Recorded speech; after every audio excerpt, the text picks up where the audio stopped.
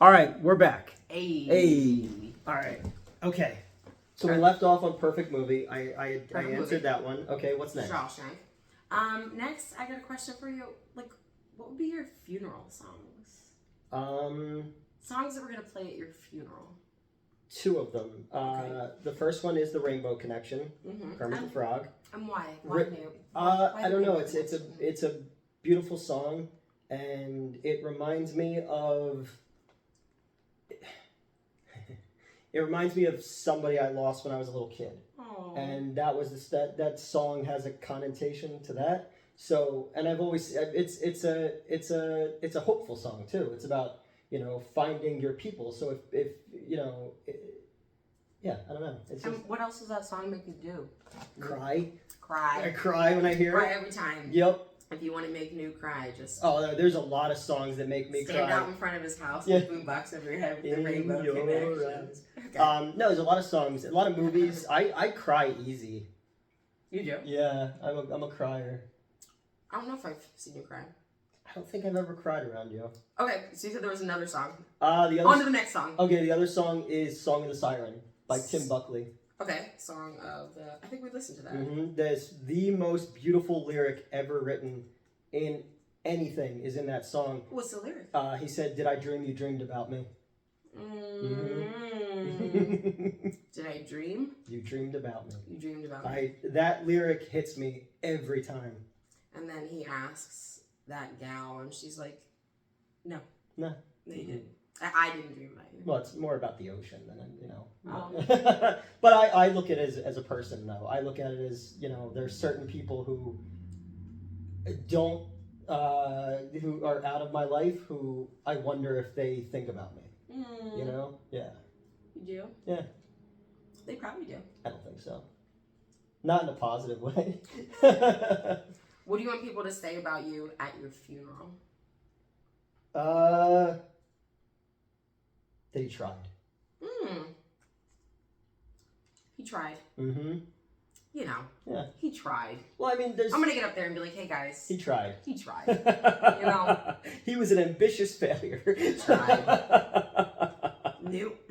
Here lies Newton Robert Llewellyn III. He an tried. Ambitious failure. Yep.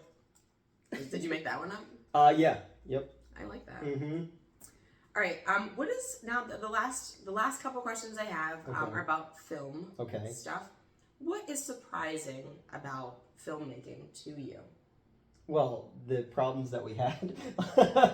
No, it's you never know what to expect. Okay. No matter how much you plan something down and schedule it out and all that kind of stuff, there's always going to be something that throws it off. So it's trying to stay ahead of chaos.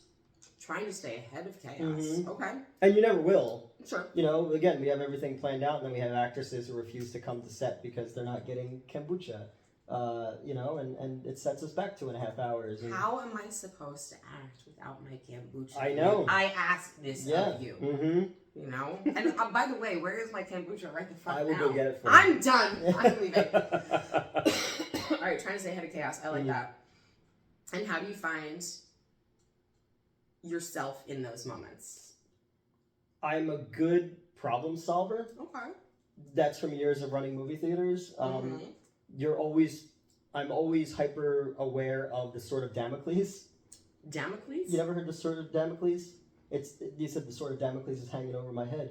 The sword of Damocles. Yeah, so it's at any moment it could fall and end it. So you have to keep moving in order to stay ahead of it and find solutions in problems and just, yeah. Again with these references, you never heard of the Sword of Damocles? Oh, It's a line in Rocky Horror Picture Show as well. Okay, I guess I don't know it that well. Mm-hmm. Okay, what are what's your favorite part about making a movie? Just like I said earlier when I said that I get a charge out of hearing my friends read my dialogue and to know that I created something that they believed in enough to come and be part of it. What's your least favorite part? Drama. Drama. Mm-hmm. Save the drama for your mama. Exactly. Everybody. Exactly. All right. And go back to Missouri with it. We don't need it here. Get out of here. All right, my last question. Mm-hmm. If you had to recommend a movie for everyone to watch, what would it be? Oh, you can say more than one answer too. Like, yeah, what's a movie that has universal appeal? No. What's a movie?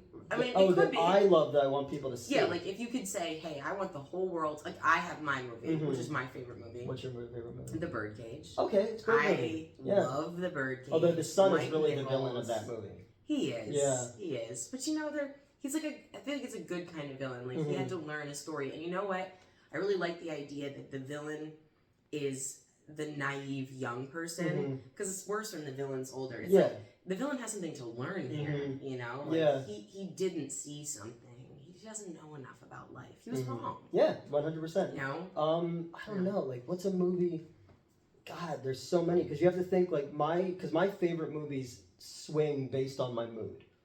You know what I mean? So it's one of those type of things. I guess if I was going to show people, like, ingenuity, like that you could come out of nowhere and shoot something completely different than how other people shot it and show what you can do with a little to make a lot, I would probably say Evil Dead 2. Because that movie, it was like the first time I saw that movie, I was like, wait, if you can make a movie like that, why would you make a movie any other way? Like there's the camera is a living being, it's moving constantly. There's just it's a living cartoon at sometimes. It was so informative when I saw it for the first time, and I was like, holy shit, like I've been watching movies, there's amazing Kubrick and Spielberg and all this kind of stuff, but it's just like all of a sudden I see this dude doing this thing and I'm like, oh my god, like that's what I want to do. Yeah. You know? Yeah. So that's an ingenuity watch. Yes. The first Ghostbusters. Okay. Just because I think it's a perfect comedy. I also think it's the best going into business story ever written, like movie ever written. It's also, think about how different things are. Who's the villain in the first Ghostbusters? I don't remember. It's not a ghost.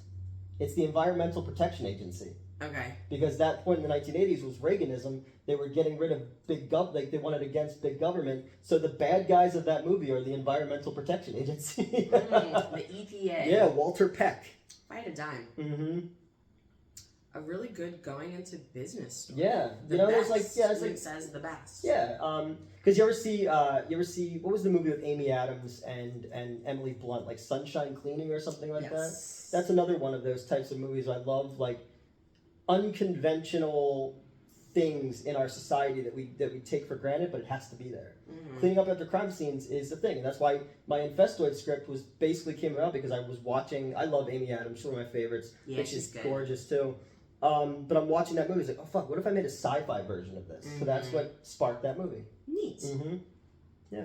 Neat. Mm-hmm. I feel like that's a question we could revisit again and again. Yeah. I like it. That's it? That's it for now. Wow. What do people know about me now? Thanks. I'm crazy. Yeah, thanks for that. All right, so you guys got to know me more, and yeah, we need to get to know you. Okay. Yeah. All right. I'm not taking my shirt off. That's fine. You... Not on camera, you know? Good ass. That's why I call this video Afternoon Delight. All right, guys. See ya.